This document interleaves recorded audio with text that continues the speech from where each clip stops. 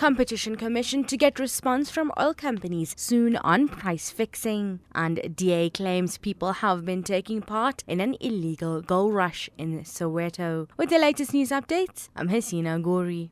The Competition Commission says it will soon start to get responses from major oil companies which have been accused of price fixing against local units. They include Chevron, BP and Total. The Commission says the companies, as well as Shell, Sasol and Engine, share detailed information about sales and customers to hinder competition. The Commission has asked the Competition Tribunal, which rules on such cases, to levy a fine equal to 10% of company revenue in the preceding financial year. The suspected collusion ran from the late 1980s to 2005. The Commission says it includes petrol, diesel, illuminating paraffin and other products. Deputy Commissioner Tembinkosi Bonakele. We'll start to get responses from the oil companies, barring all other technical problems that could be raised at the hearing before the tribunal. We had the same companies investigated and in fact were fined for collusion in the market for bitumen, the stuff we use for tar road.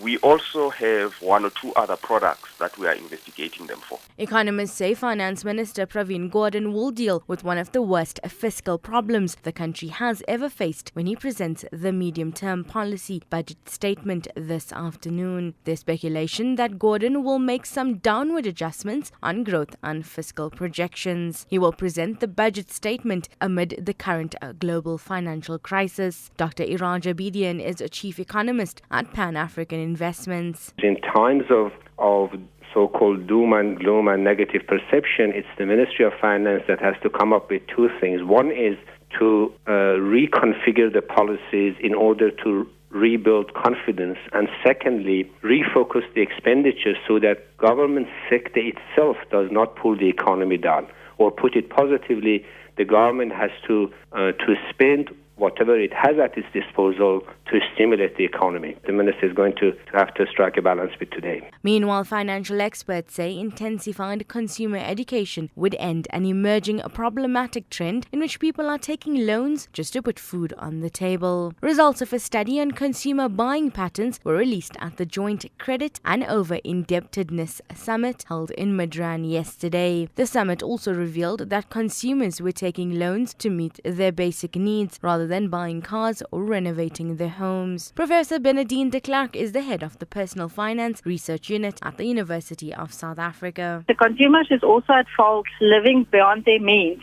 having this conspicuous consumption drive. They have to have a bigger house, a grander car, buying things that they not really can afford or just at the limit. They don't have a buffer put up for additional expenses, and that's part of the problem. There's a lot of issues with food scarcities in the world, not just in South Africa, and that's not something that the banks can do anything about. And finally, the Democratic Alliance in Gauteng claims that in the last few weeks, hundreds of people have been participating in what it calls an illegal gold rush outside Soweto along the main reef road. Men, women and children are digging for gold on both sides of the road. DA's James Lorimer says they are being guarded by discreetly armed men. In the last 3 weeks, following a couple of complaints from members of the public, I had heard about a lot of people digging illegally on the northern outskirts of Soweto, digging for gold.